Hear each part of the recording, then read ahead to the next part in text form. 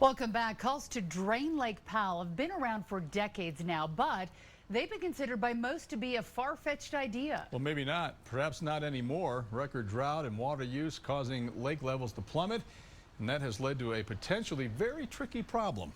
Lincoln Graves recently traveled to Lake Powell to learn why some say draining it will soon be a necessity. As we walk through once flooded slot canyons, Eric Balkan isn't shy about the mission of the Glen Canyon Institute. You would like to see Lake Powell disappear. We want to see Glen Canyon come back. They first started advocating for the restoration of Glen Canyon in the mid-90s, a fanciful idea to many back then. No one gave the idea any credence. Lake Powell was full, but the West's population was booming and demand for water grew, all amid a record-setting drought and climate change. Now, draining Lake Powell means something different to some people. Whether or not we're ready for it, Glen Canyon Reservoir is going to disappear. Lake Powell is going to be something for the history books. Advocates say it's no longer a question of should we drain Lake Powell.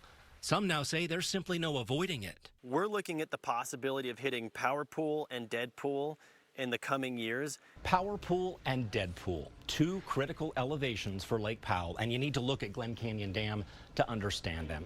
Anything below 3,490 feet, the dam cannot generate hydropower. That's one of its main purposes. That's Power Pool.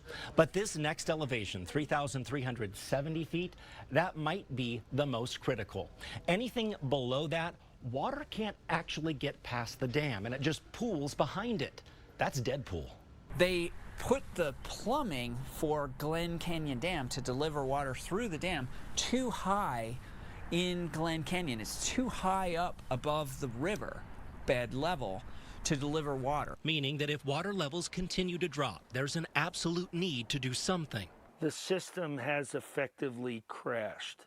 Jack Schmidt is director at the Center for Colorado River Studies at Utah State University. He's not taking a definitive position on draining Lake Powell, but he says rebuilding bypass tunnels at Glen Canyon Dam to let water pass at lower elevations needs to be looked at. How much would it cost, and what would be involved in the engineering design to rebuild the diversion tunnels? That is something the Department of Interior is studying. They're also looking at reducing the amount of water released from Lake Powell downstream to Lake Mead.